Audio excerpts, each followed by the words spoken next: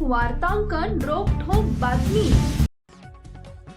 विद्यार्थ्यांच्या आंदोलनासमोर केंद्र सरकारलाही झुकावं लागले आणि केंद्रीय शिक्षण मंत्री धर्मेंद्र प्रधान यांचा राजीनामा घ्यावा लागला।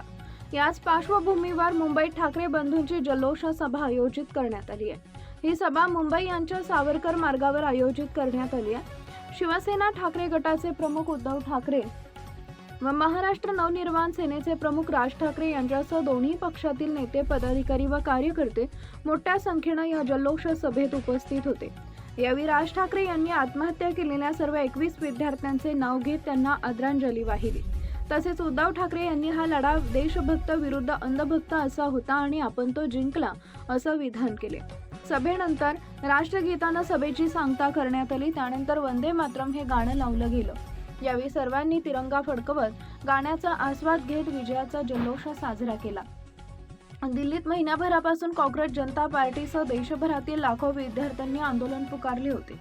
त्यात सामाजिक कार्यकर्ते सोनम वांगचुक यांनी देखील 20 दिवस उपोषण केलं होतं। त्यानंतर त्यांना पोलिसांनी बळाचा वापर करत उचलून नेलं होतं।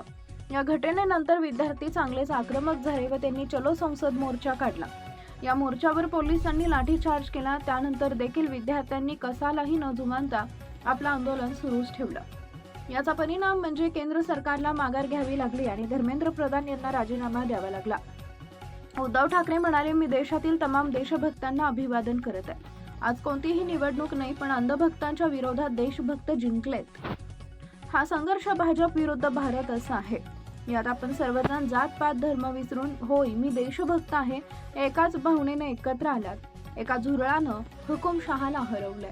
महाराष्ट्रातील महत्त्वाच्या आणि ताज्या बातम्या पाहण्यासाठी आमच्या जय हो न्यूज चॅनलला सबस्क्राईब करा आणि बेल आयकॉन प्रेस करा।